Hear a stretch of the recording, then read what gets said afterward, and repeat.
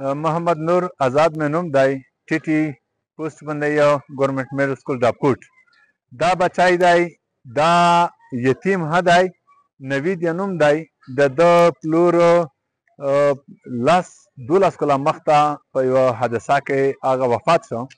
دا ماشاءالله سرجي قدرتي معذور دی، خو خدای پاک داسې صلاحیت ورکړی دی د ایسټوزنې په دعو د قوم په دعو باندې چې نن دی الحمدلله په خپل کلاس کې په ټاپ باندې دی، که انګلیش دی، که میتس دی، که ساینس دی.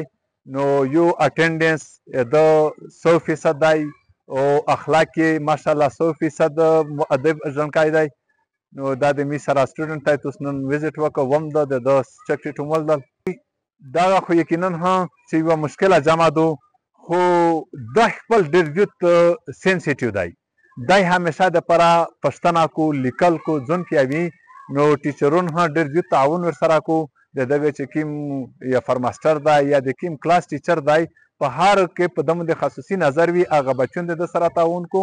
او فلحال دا پوزیشن ده چې که د ده کښلی تربیت وشي، کښلی اکیډمي ته لوټ شي، یا د داسې معذورونو دپاره سر جي داسې ډېرې بچی وي په کورینا کې، ډېرو بچیون وي چې دوی ته دا ممکن نه وي میلاو.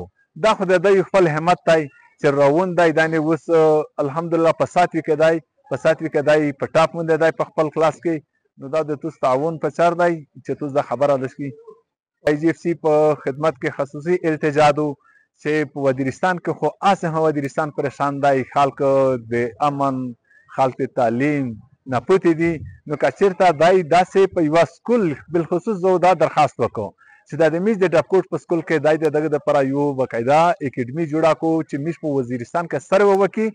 که بچون وي که بچی وي، دغه دپاره باقاعده د رهایش دولته وي، د دی تعلیم دولته وي، دی ته باقاعده پیکیج ولګېږي. نو دا د معاشرې دپاره یو ډېر ښکلی قدم وي او دا انشاءالله د معاشرې دپاره یو ترقي وي، یوه خوښي وي، یوه رڼي وي.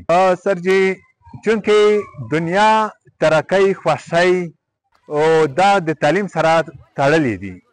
نو میز دا درخواست کی چې کیم بچون په ګلۍ کې، کیم بچون په بیکانینا کې، کیم بچون په بزورینه کې هغه ګرځي. نو دا تعلیمي ادارې ته بحال شي، تعلیمي ادارې ته دا ټیچرون روشي چې کوم ټیچرون ډیوټي نه کو، تعلیمي ادارې ته دا مالک مکان په دغه نظر نه کشي چې دا د مودو دا د قوم دي، د بچونه دي.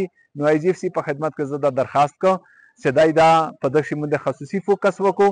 او امید دی چې انشاءالله میز تعلیمي ادارو په بنیاد باندې شي چې کومه دنیا نن سفر کو.